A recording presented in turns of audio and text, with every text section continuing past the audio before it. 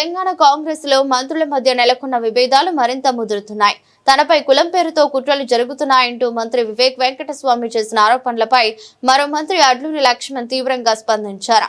ముగిసిపోయిన వివాదాన్ని వివేక్ మళ్లీ ఎందుకు తెరపైకి తెస్తున్నారో అర్థం కావడం లేదని అన్నారు.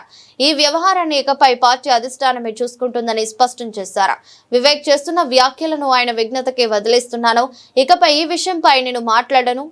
ఎవరిని అవమానిస్తున్నారో బహిరంగ చర్చకు నేను సిద్ధమని వివేక్ కు సవాల్ విసిరారు. అంతేకాకుండా వివేక్ కుమారుడు వంశీకృష్ణను ఎంపీగా గెలిపించింది ఎవరో ఆయనకు కూడా తెలుసని లక్ష్మణ్ గుర్తు చేశారు. మంత్రిగా ఉన్నటువంటి పెద్దలు వివేక్ గారు నిజామాబాద్ మాలల మా కుల బాంధవుల యొక్క ఆత్మీయ సమ్మేళనం వేసి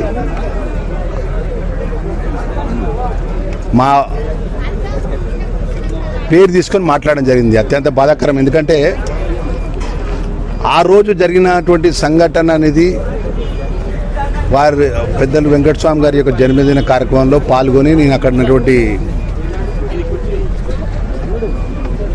జూబ్లీ హిల్స్ బై ఎలక్షన్ పోతున్నా ప్రచారంలో మైనార్టీ వెల్ఫేర్ సంబంధించి దానికి పోతుంటే ఈరోజు మళ్ళొక మా పేరు తీసి మాట్లాడడం కావాల్సుకొని లక్ష్మణ్ కుమార్ అని నా పేరుతోని నేను తప్పు అబద్ధం మాట్లాడినానని వారి తండ్రి గారు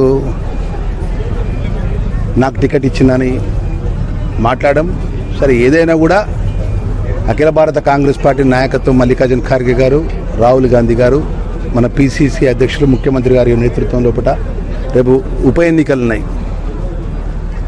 రేపు స్థానిక ఎన్నికలు ఉన్నది. పార్టీ బలోపేతంగా పార్టీ ముఖ్యం. మనందరికంటే పార్టీ ముఖ్యం. మనం రాష్ట్ర ప్రభుత్వం నడిపే వాళ్ళం, క్యాబినెట్లో ఉన్నాం. కాంగ్రెస్ పార్టీలో ప్రజలను ఆశీర్వదించారు. సరే మన మధ్యలో ఏదైనా ఉంటే సరే, నేను తప్పు మాట్లాడినా మీరు ఒప్పు మాట్లాడినా అనేది మన పార్టీ ఇంటర్నల్గా కూర్చొని మాట్లాడితే బాగుండేది.